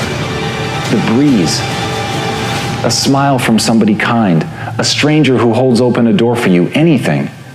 But it's a choice. And as Einstein said, there are only two ways to live your life. One is as though nothing is a miracle. The other is as though everything is a miracle. And what choice are you making? What are you choosing to focus on right now? Do you let gratitude fill you up or not? And here's the critical part, and I want you to listen to this really well. Whatever you decide, whether you decide we live in a world of miracles or whether you decide we live in a world devoid of miracles, you are choosing one thing to the exclusion of the other. And when you focus on something that you're grateful for, when you look at those little moments in your life and choose to see them as grand miracles, even when it is only a gentle hand on your shoulder, even when it's only a kiss from somebody who you've kissed 1,000 times before, even when it is only holding the hand of somebody who needed their hand held, even when it's something that simple.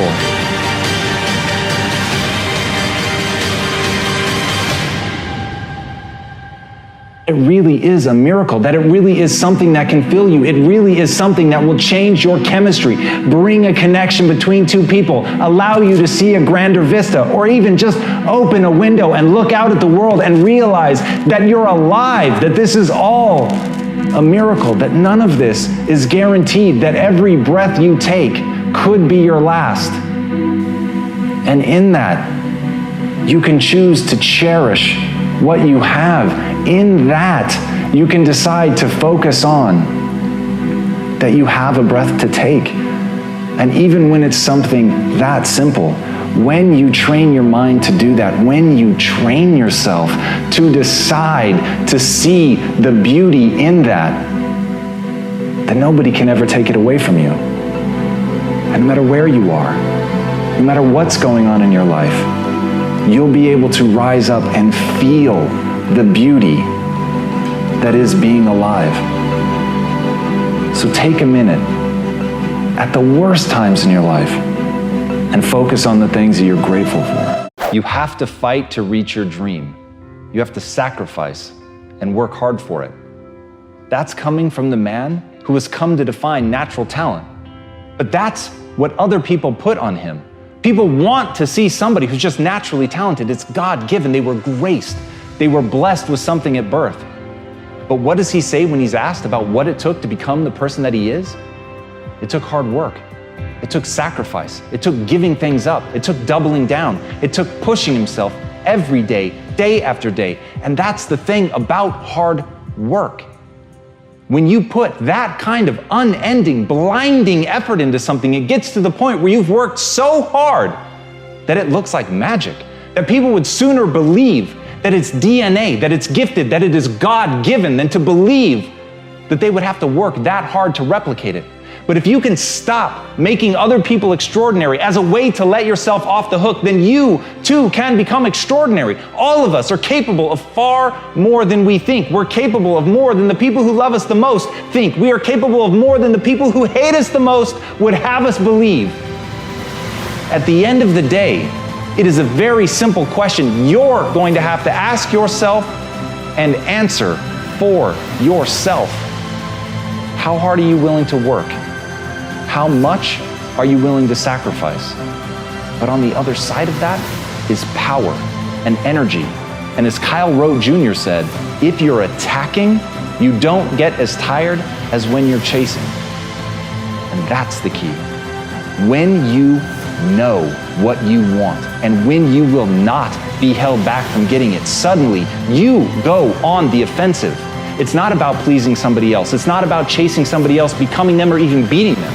It is about yourself knowing what you want and attacking it, going after it, and not letting anybody dissuade you. It is looking at yourself and recognizing how you have to improve to get that good, but you've got to hunger for that goal. You've got to hunger to get across and win. You've got to want that the way that a man whose head is on fire wants a pond.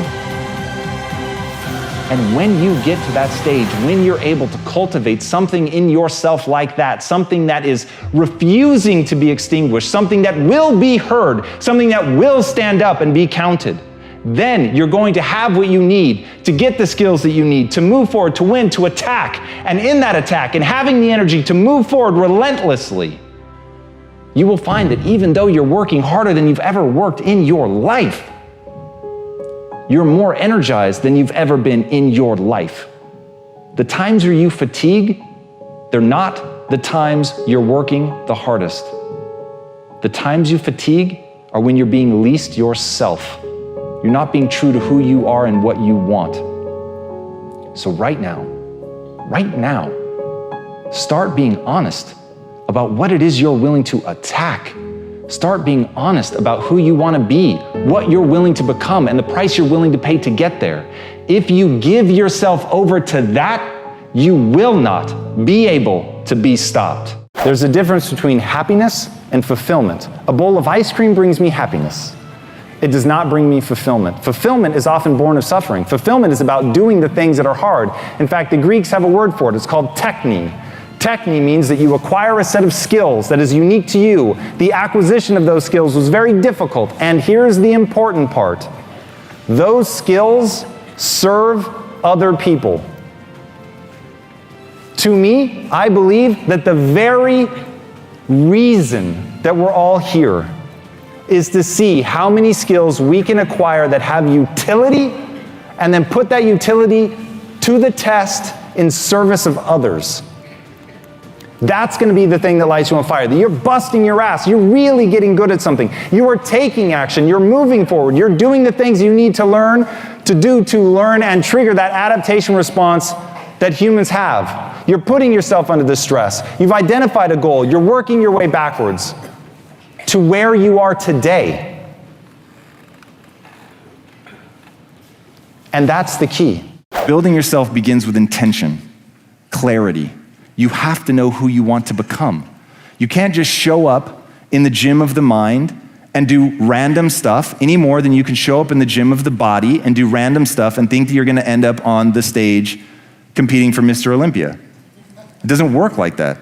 You've got to have this clarity of focus. And the way that I always explain it to people come to me all the time and they're like, Tom, I want to help people, man. And I'm like, that is rad. That's coming from such a beautiful place. But telling me that you want to help somebody is like saying you want to win a gold medal. In what? The Olympics? Yes, fantastic. Summer or winter? Summer, great. Tennis or swimming? Swimming? Which event?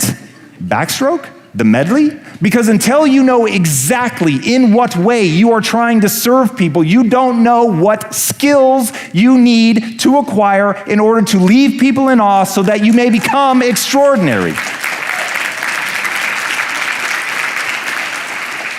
skills have utility. Learning how to swim better makes you a faster swimmer. Building certain muscles in your arms and in your shoulders, all of the different things that go into getting great at any sport, all of those things must be learned with calculation. They must be practiced and rehearsed over and over and over. You have to push yourself long past the point of boredom. Boredom kills more people in the pursuit of success than any hater will ever kill.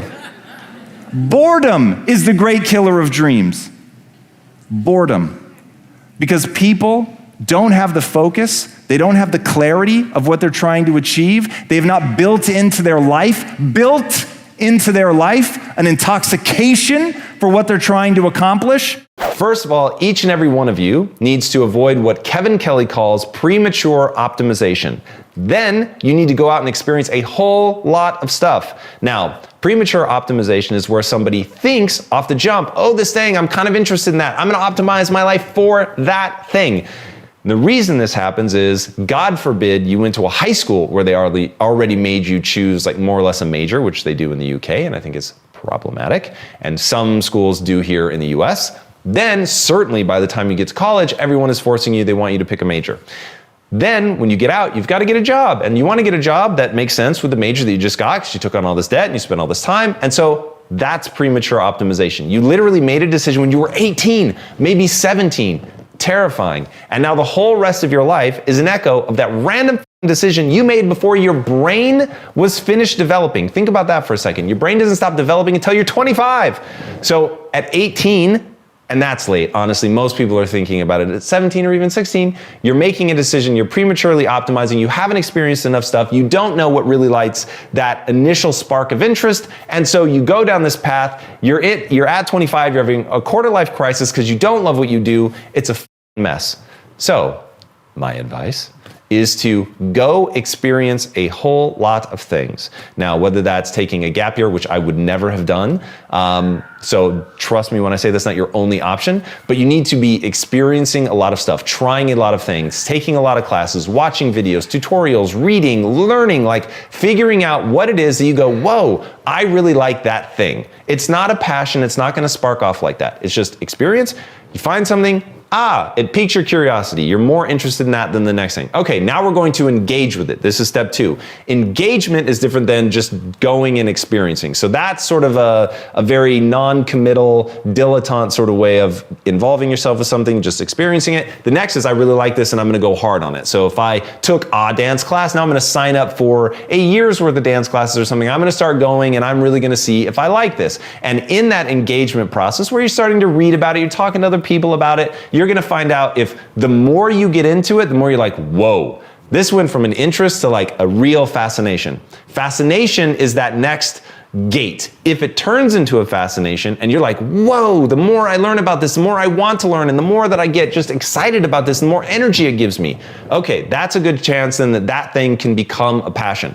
Now we're gonna go through the process of actually gaining mastery. Now, I think passion is like love, meaning it needs to be a reciprocal thing. So as you go down the process of gaining mastery, those skills need to then be useful in the real world, and the echo that you get back from the real world that those skills are valuable to other people, the more you're gonna be like, whoa, I feel good about myself. So now you had something that was interesting, it turned into a fascination the more you engaged with it, and now as you gain skills, you're actually able to serve other people who then give you that positive reinforcement where you're like, whoa, not only am I getting good at this, like that getting good has real world utility and it impacts other people. And then they echo that back and that makes me feel really good about myself. So I enjoy it in and of itself, and I enjoy that element of techne where as a social species, I am helping other parts of my tribe, and that feels really good. And it's something that other people value. That is the passion. Now, fanning the flames is a slightly different thing to the side of that, which is in that process, which I think it starts pretty early, probably starts back at the interest phase.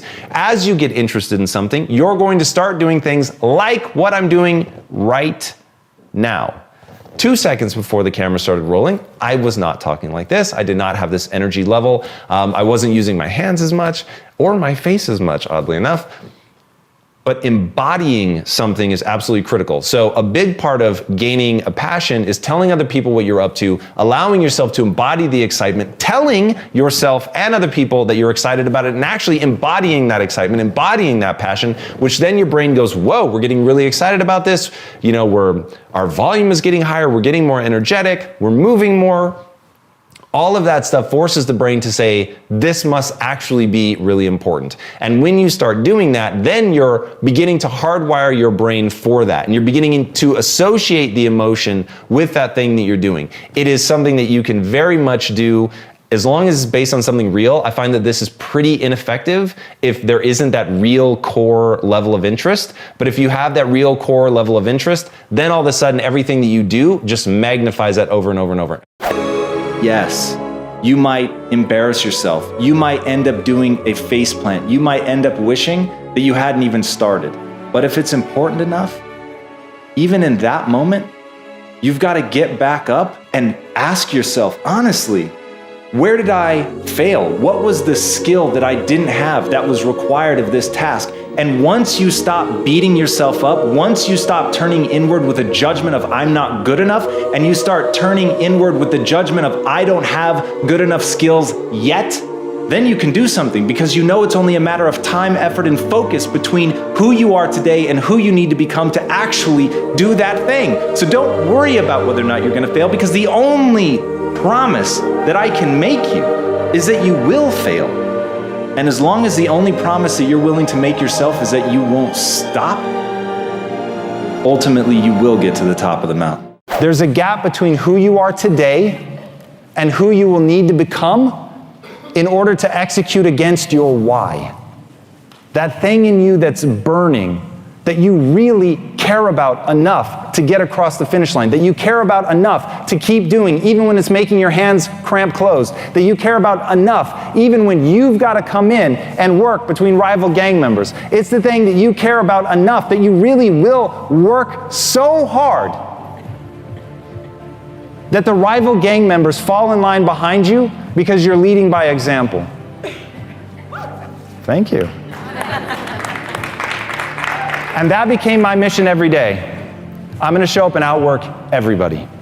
I'm going to be the first one here. I'm going to be the last one to leave. And most importantly, guys, I really hope you were listening to Robert Cialdini, whose books I have read and all but memorized.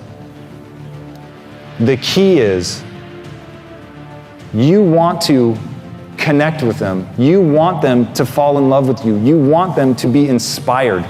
You want them to feel better about themselves when they're around you than when they're not.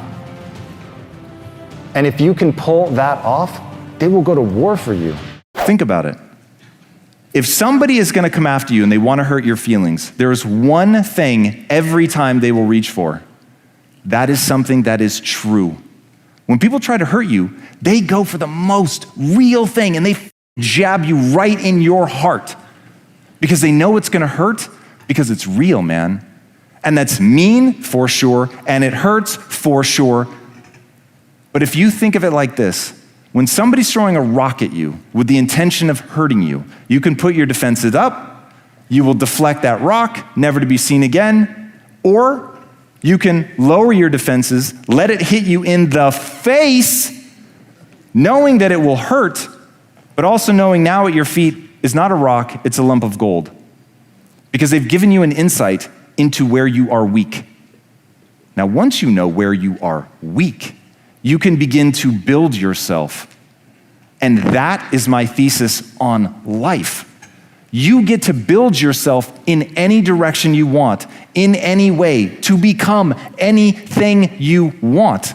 There will be an extraordinary price to pay, but you can go in any direction. I don't go, oh, that's interesting, bright line. I go, okay, that's interesting. I want to explore that more. What would that look like? How would that serve me? What would it really feel like for me? How's it playing out in my life? Does it actually have real world implications? And this isn't all something that I sit down in one quick session. Like, that's what I'm thinking about. I may think about it for weeks, a month, more, 6 months, who knows? And it depends on what kind of impact that it's gonna have in my life. So you don't lead with bright lines to create a habit. Let's be really clear about that. So habits are something different. Getting in routines and habits is a place to start. And then if you find, like I have a morning routine, I have habits that I do every morning, but they are things that I'm very flexible on, that creates a lot of mobility in my life. If I wake up late or something like that, then I'll just shave this out or the other. Bright lines, like if I have a bright line, I don't f with my bright lines.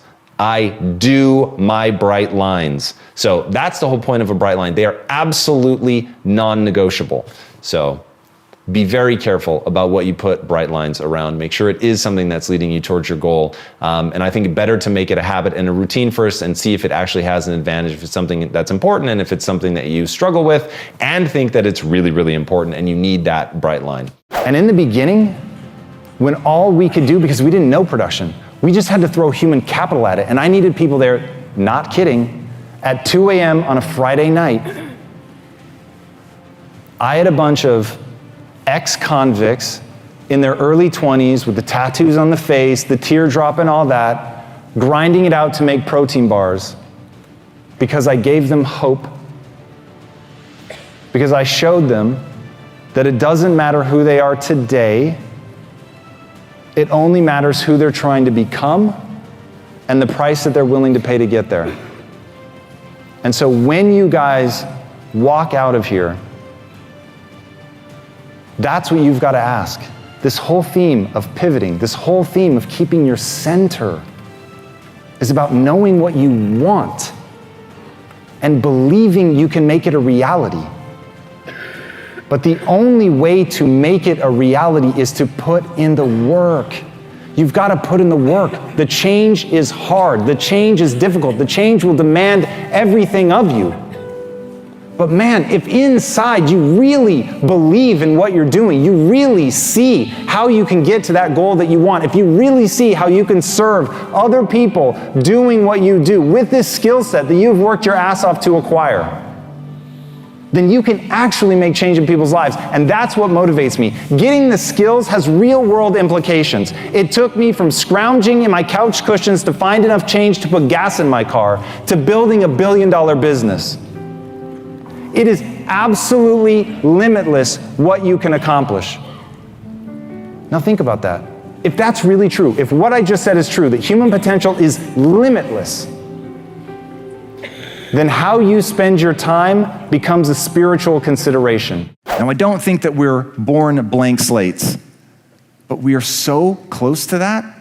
To worry about where your limits are is to miss how much you can improve. So focus on how much you can improve. There's an amazing quote by Alexander Solzhenitsyn, the author of the Gulag Archipelago. And what he said was, the line between good and evil runs through every human heart. To me, it's not about good and evil. To me, it's about malleability. That's a statement of how shapeable we are. Now, here's the terrifying thing about how we get shaped. It happens when you're young. You get all these things that come to you that seem to be simply true. I believed that the human mind couldn't change. I believed that it was fixed. I believed that my talent and intelligence were just what they were. It all seemed true. It wasn't like I knew it to be a lie. It wasn't even like I knew that I had a choice to think of it a different way. And one of my favorite quotes of all time is from Albert Einstein. And he said, the most important decision any human being has to make is whether they live in a friendly or a hostile universe. Decision. The most important decision anyone has to make, because neither of those two states is empirically true, but either will immediately appear true once you decide to believe it. So once you decide to believe, the world is working for me, this is happening for me, it's not happening to me, I know this room has heard that statement. Once you believe that, you start looking for the ways in which that was powerful. How is the worst thing that ever happened to me actually secretly the best thing that's ever happened to me? And so suddenly I started saying, how is this shame of sitting in bed, how is this the best thing that's ever happened to me? How is this soliary type awareness of just how dumb I really am. How is that powerful? And the thing that winds me up when I say that, when I talk about I started from not being that bright, nobody thought I was going to win, my own mother thought I was going to fail, my father-in-law did not want me to marry his daughter, they think that I'm just being humble or that even I misidentified myself. But the reality is that's how shapeable a human being is. And I had made decisions, I had chosen to believe things, I had chosen to value myself for things, I had built my self-esteem around things that were not moving me forward. And so I began to change my belief system. I began to change the things that I value. And think about values. Think about how much they shape your life. Depending on where you grow up, you could become one of the members of the tribe on North Sentinel Island who killed that missionary who rolled up on their beaches. They just started hitting that fool with spears and arrows and just killed him. You could be that. You could be a warrior of Sparta. You could be a Nazi guard. Depending on the time and the place you grow up in, you could be a Manhattan socialite. You could be a party girl. You could be one of any countless identities that we see in the world. Not because you were born to be that thing. If we were born to be something, then we would still see some percentage of Spartan warriors being born today. We would see North Sentinelese born in Omaha, Nebraska. But we don't, because each of these places carries with it a value system, a belief system, things that are unique to that group that you grow up in, what your parents tell you about your family, about you, what it means to be you, what you learn in schools, what you see in the media, all of that stuff is shaping how you view yourself and how you view the world. But it's happening insidiously because it is so invisible. People don't realize that they are choices. Now, once you reframe all of this as these are things that I'm choosing to believe, and once you realize that you can choose to believe something new and thusly get a different result, everything changes.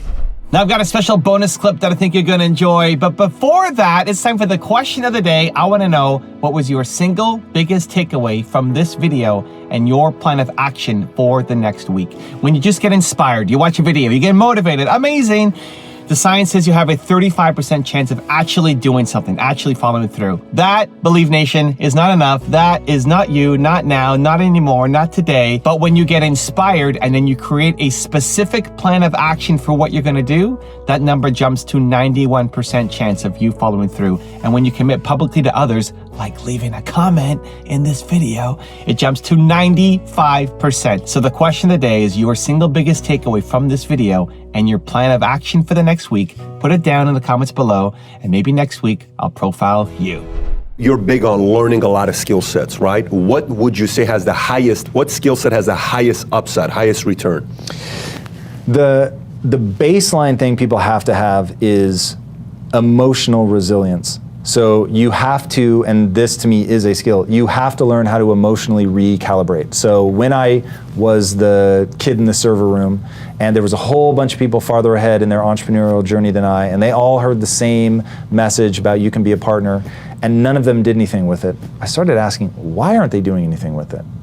And I realized the answer was I could self-soothe faster than they could.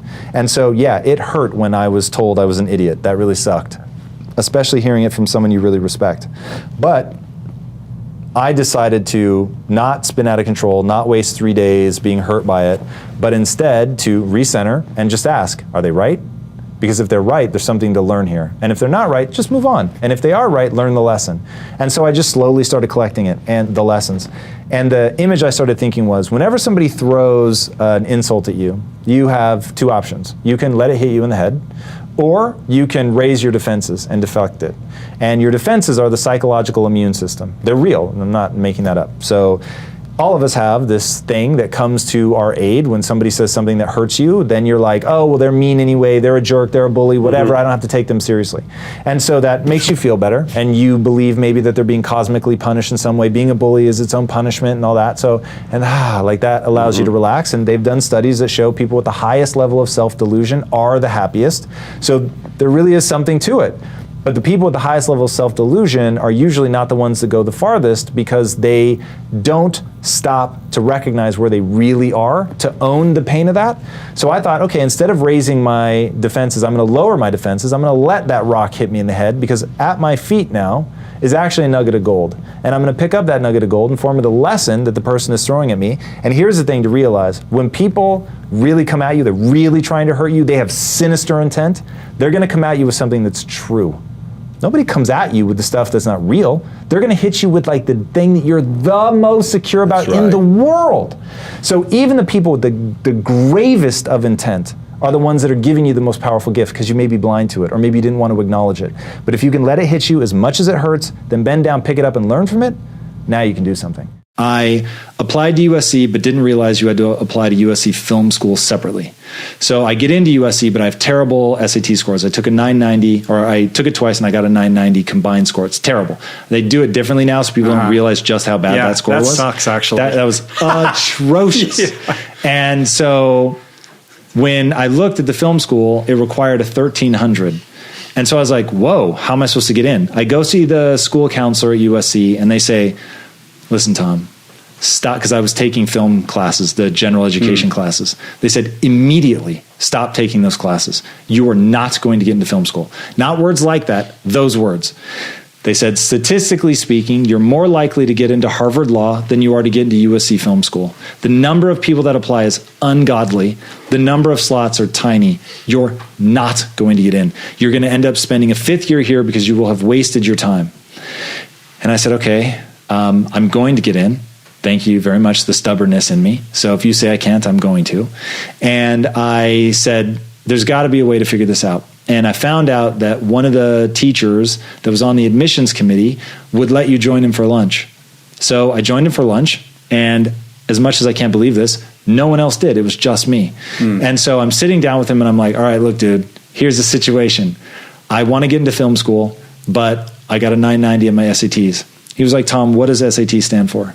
And I said, Scholastic Aptitude Test? He's like, that's correct. It's meant to tell me how well you're going to do in college. So there are 2 admissions periods. One is you're coming into college, in which case I care deeply about your SATs. And then the other is as an incoming junior. He said, you've already missed the freshman window, so your SATs don't matter anymore. What I want to see is how good of grades can you get, because that tells me how well you're actually doing in college. He said, I don't care if you're already a good filmmaker. We want to make you a good filmmaker. I just need to know you know how to learn. So he said, get good grades. So I locked myself in my dorm for the next 2 years. I didn't drink. I didn't party, I didn't date, I didn't do anything but study. And I studied like a beast. And at the end of those 2 years, I either had a 4.0 or like a 3.95, something crazy. And so I got into film school. So now I'm like, all right, I told you I was going to get in. I got in, and I did it in a clever way. I went and asked the guy what I had to do. He told me. I did it for 2 years. I was crazy disciplined, and it worked, man, and I'm here. There are 3 production classes that you have. You've got a 290, a 310, and you crew a 480, which is a senior thesis film. So I do my 290s. They're pretty good. And I start getting attention from my filmmaking. So in 290, people are like, wow, this kid, he's kind of one to watch. Because my 290s were so good, for 310, you have to partner with somebody. Now, you have to either be a director or a cinematographer. Now, needless to say, everybody wants to be a director. But then if you're not going to be a director, if you're going to be a director, you want to get the best cinematographer. And so what ends up happening is the people that can't get a cinematographer end up being cinematographers. So a lot of times, like, people sort of make do.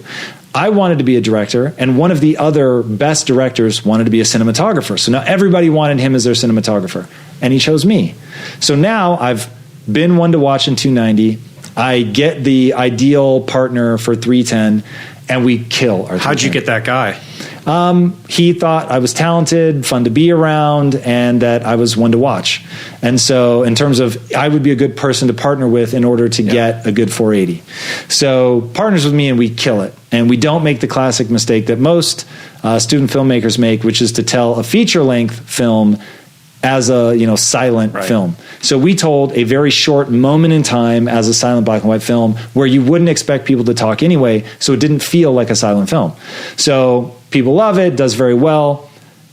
We both get top-level crewing positions on a 480. We both crush that. And both of us actually end up getting selected. Only 4 people get chosen for a 480. And we both got selected to direct a 480. So now I go from, you're never getting into film school, kid, you're more likely to get into Harvard Law than USC Film, to being one of only 4 people to not only get in, but direct a senior thesis film. So, right? I'm killing it. Tom, what are you talking about? You failed at film school, baby. You did everything. You were one to watch. And I was like, man, I'm making it. I'm going to graduate. I'm going to get my 3-picture deal. This is going to be amazing. I'm naturally talented. I knew it. Everything has proven to me that I have natural talent as a filmmaker. Fixed mindset all day, but who cares, baby? Because I got the talent. Then I go into the 480 as a director, and I up. And I crash and burn so spectacularly that people are taking snippets of my film and cutting them into what we would now call memes. But at the time was just like mean to be funny. And they would like screen it in front of the class. People would be pissing their pants with laughter because it was so bad. And I was having like basically an emotional breakdown. And I call my mom from the middle of the school. I'm laying on the ground on a payphone. And I'm like, my life is over. And I'm going to graduate now from film school with no senior thesis that I can show anybody. And this is a point in filmmaking. There's no like digital filmmaking. No one's ever made a film on digital before. That doesn't exist. If you want to shoot a film, minimum for a no budget film is $100,000. That might as well have been $100 million. So I graduate. I steal my master, by the way, which I still have because it is that bad. I know when people hear this story, they just think I'm being humble. I'm telling you, just like put it on YouTube. Over my dead body. Oh, come on. Like everybody now that has you've told that the story. one thing. I've told the story many times. I think my wife has seen it, but only once. So yeah, over my dead body, the thing will never be seen. Although I have to admit, like at some point, maybe it'd be cool to show once I have something that I've done that I'm proud of, I might show it. But you could make that part when you give presentations. Just show a clip of it. Yeah, you're absolutely right. Anyway, sorry I interrupted you. No, not at all. So I steal the master because it's that bad and I never want people to see it. And I graduate and now I feel lost. And I'm like, I'm never going to break in. My life is like, I had one shot. I actually made it. And I totally messed it up. And so it's over. I'm never going to be a filmmaker. And that was my identity. I was a filmmaker. And so now that was gone. And I was like, wow, I don't know what to do. And so I was sliding towards depression. I would lay on the floor of my unfurnished apartment because I couldn't afford to furnish it. And I remember the feeling of the vinyl carpet smashing into my face because I would just lay there for an hour, 2 hours at a time. And I was like, yep, my life is over. I don't know what to do. I'm sliding towards depression. And thankfully, I started reading about the brain to avoid sliding towards depression. So now there are 2 ways to look at my film career. One is, dude, against all odds, you became through hard work and discipline, not because anything was given to you. People told you would never do it. And you worked and worked and worked, and you got it, and you did it, and you were one of the 4 people selected to do a 480. And the amount, even though your 480 wasn't good, the amount that you learned from that 480 transformed you not just as a filmmaker, as a human being, and became one of the most transformative, revolutionary things that set you up. That's real. That story is there in what you just heard. The other story is you got arrogant, you got cocky, you believed you were the next John Woo, that you could roll up on set, that you were naturally gifted, you didn't have to work, so you hardly broke your script at all. I wrote the script in like an hour before having to turn it in to be considered. I never touched it again until the first day of shooting, didn't storyboard, nothing. Just rolled up and thought, I'll know where to put the camera, it'll all just feel instinctive and intuitive. And so I went and nothing was working. It was all garbage. My crew didn't believe in me. The film was falling apart. Teachers tried to save me, but couldn't get through to me because I was so convinced I know what I'm doing. And it just turned into a pile of garbage because I have no talent. Now, both of those scenarios are true. It is true that at that time I did not have talent. Now, it doesn't mean I couldn't develop skill, but I didn't have talent. Mm-hmm. So which story do you repeat to yourself? For the first probably 2 years after I graduated, I repeated the I'm not talented story. Then I began reading about the brain and realized, oh, I just haven't developed skills yet. And so then I began to change the story and to focus on the discipline and all the things that I'd learned and all that. But both are true. And so what I tell people is, because you're more likely to believe something negative, don't even worry about what's true. Worry about what empowers you. When it comes to just yourself, I'm not talking about, fake news or, a post-truth world. I'm just saying for yourself. Both of those narratives are based on facts. So the truth of one or the other doesn't matter. One is empowering and one is disempowering. Act in accordance with the one that's empowering. going out and doing the hard things to see how much of your potential you can actuate, pursuing greatness in a very specific direction is, I believe, the only thing that will make people happy. So when I look at depression, anxiety, all on the rise, all rampant, people feeling lost, not knowing what they want to do, where they want to be, the answer is decide you're going to be extraordinary at something because it gives you more energy than it takes. And there's a whole process, I'm not going to go into it now. But get that thing in your life and then go after it with everything you have, with total disregard for balance. That you pour yourself into it in a way, you give yourself over to it. And I think we have one more bifurcation. You've got the family, which provides a similar sense of deep fulfillment, and I think that's a perfectly valid choice. And if you don't hear the incongruous nature with what I'm saying, I'm not saying it very well. But those are the two paths that I see humans go on. People that are parents, the kid was born, changed my life, perspective, totally done, right? Like you know the talk and how it feels. And then on this side, you've got an equal lack of balance, all in, totally committed, do or die, I would give myself over to this thing that I'm building, right? And that's where I'm at. I've chosen not to have kids, it's not the path I'm on. But I've given myself over in a similar way and I get a similar sense of deep fulfillment. What set me free to deal with my insecurities was recognizing that I could get better. And the only thing that I think makes people really run from their insecurities is when it's something they don't think they can do anything about, which is why looks is far more terrifying than a lot of other things, especially for women. So having a growth mindset allowed me to address the things that I felt that I could change, which are, I won't say the sum total of my insecurities, but are certainly the vast majority of my insecurities. And that is very freeing. And I would say that's where most people need to start. Listen and listen well, because no truer words are ever going to be spoken. You can do anything you want without limitation. Whatever it is that you decide you want to make come true in your life, you can do that. It is going to take an inhuman amount of work. You're going to have to be prepared to break yourself in half. You are going to have to learn more than anyone has ever learned. You're going to have to push yourself harder than anyone has ever asked you to push yourself before. You're going to go way beyond your breaking point. You're going to run until you vomit. You're going to study until you fall asleep. You're going to push and push and push, and then you're going to push some more. And when you hit the limit, you're going to push again beyond that. You're going to force yourself into an adaptation response. And why? Because as Malcolm X said, the future belongs to those who prepare for it today. So if you don't put the work in today, if you don't do the unending, back-breaking work of developing yourself into something greater, the world is going to pass you by. The people that are going to own it are going to be the ones that did that work. And the one promise that I can make you right now is that somebody out there is outworking you. Somebody right now is doing the things that I'm saying.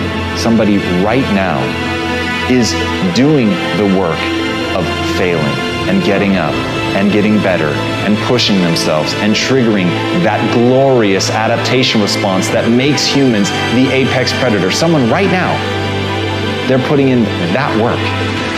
And if you don't, the future is going to belong to them. And as Martin Luther King Jr. said, if you can't fly, then run. If you can't run, then walk. If you can't walk, then crawl. But whatever you do, you have to keep moving forward. It's not okay to make excuses. It's not going to slow people down. It's not okay to ask the world to stop so that you can step out front. It's not okay to expect little of yourself and demand great rewards. The only thing that's okay is to be in line with the way that the world really works. And if you want to be great, you've got to become capable of greatness. You've got to develop your skill set. You've got to take what you have now, and if that's crawling, then crawl, but you drag yourself ever forward to a vision of yourself that is so clear and so specific that nothing could knock you off your path, because you, my friend, know exactly where you're going. You're willing to pay whatever price it takes to get there, and no matter what anybody says, no matter how many hecklers come for you, no matter how many people try to throw dirt on you, try to stop you, try to knock you down, no matter how many people come for you at night while you sleep, you will rise and you will keep pushing forward and you will get better every day. And no matter how many times people chop at you, knock you down, knock you off the path, you will get back on. You will crawl till you can walk, you will walk till you run, and then you will run until you fly. And that, my friends, is the only path forward. So if you want a future that makes you happy, if you want a world that you're excited about, get your ass out there and earn it. If you want even more Tom Bilyeu, check out the video right there next to me. I think you'll love it. Continue to believe, and I'll see you there. Have a vision of the person you could become, and to reach the pearly gates, as it were, see who you could have been, contrast it with who you actually are, and be disappointed by the gap between them.